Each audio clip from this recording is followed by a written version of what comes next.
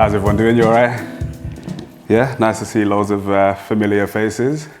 My mum said that would make me sound really important, but nobody waved back, so we'll just move on. My name's Corey Brown, as you can see. I'm a music producer, performing artist under the moniker Superlative. I think it's important for me to say that I'm not actually from Manchester, so when I'm speaking today, it's coming from the perspective of someone who's had a lot of experiences and opportunities and benefited from Manchester and Salford, so take that into account. A little bit about myself. I was born in Wigan. Anyone from Wigan? Oh, really? But yeah. Okay. I grew up in Wolverhampton and eventually I moved into Bolton in 2009. And I kind of found that despite having a passion for music, there wasn't a lot of opportunities from the places that I was from. And eventually I knew I needed to break out into Manchester because it's a bigger city, and I knew that would be kind of the place where I would be able to flourish my music career. I vividly remember a music program called On Top of the World coming to my school in like 2010. It was hosted by an organisation called GMAS, if anyone remembers GMAS, Greater Manchester Music Action Zone, which have now gone on to be Brighter Sound, I believe. And yeah, they came to my school back in 2010, and it was the first time I was introduced to performing in a wider cohort of people, performing on a bigger stage, such as the Contact Theatre. At the time, it was like the biggest. It was like performing at Glastonbury. It was amazing. And yeah, it really was the catalyst for me to kind of take my music seriously, but also give me that first to actually come from Bolton and come over to Manchester and take my music career seriously. Fast forward 7 years though, I've only got 5 minutes, so I'm trying to keep it brief. I started to kind of release music, find my sound a little bit more, and I began looking for a way to break out into Manchester.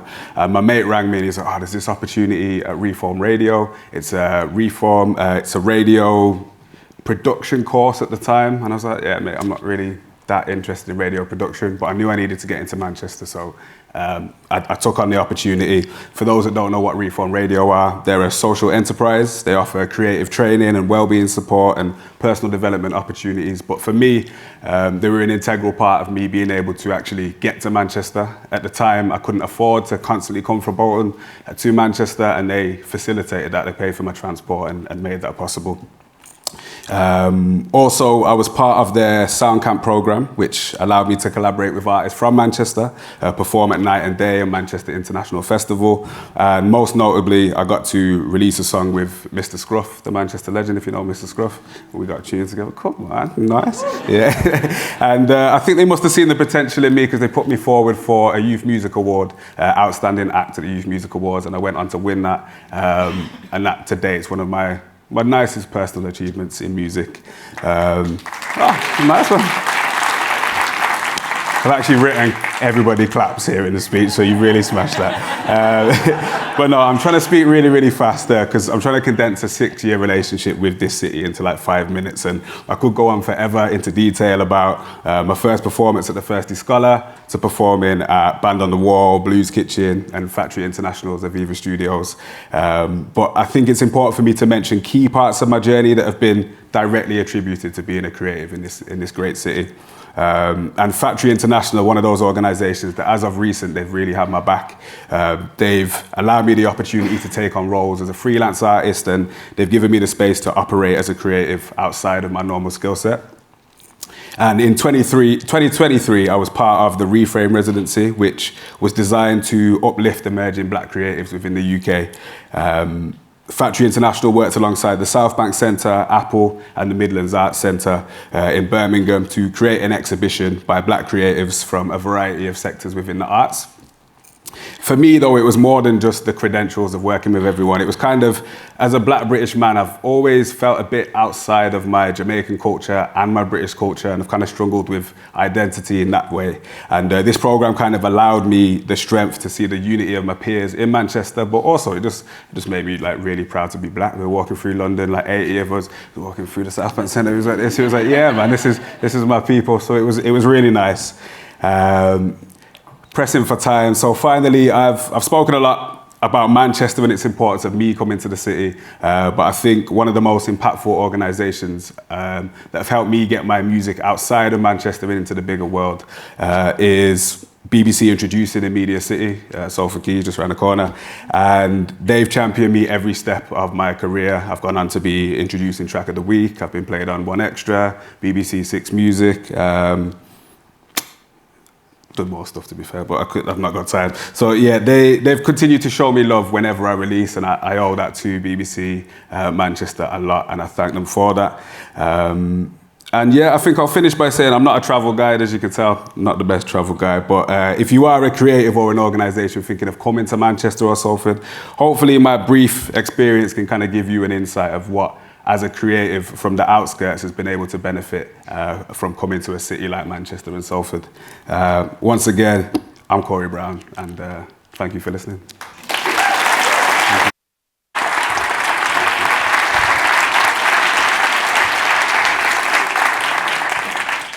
Hiya, you're right. Proper Manc welcome there for you. So I'm here to talk about what it means to be an artist in Manchester, and I can only talk from my experience.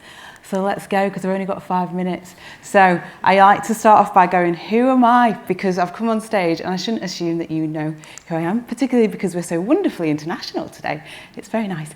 So welcome to everyone who is your first time coming to Salford, Greater Manchester. Hi. So these are different things that I am or can be. But today, as I said, I'm going to talk about being an artist in Manchester. And a lot of people are like, what does that mean? Do you draw? And I'm like, yeah, sometimes, but it's more than that. So I'll try and get into that a bit for you and explain how it's kind of shaped me as a person and led me on the path that I'm on. So I'm mainly going to be focusing on the fact that I'm Mancunian, but my heritage is from Guyana and Jamaica. That's where my parents are from. But I was born here. So I grew up in South Manchester, and I'm very, very grateful that it was in the 90s. It was very well funded. Labour was in charge, and they were very supportive of the creative industries, and I got exposed to a lot.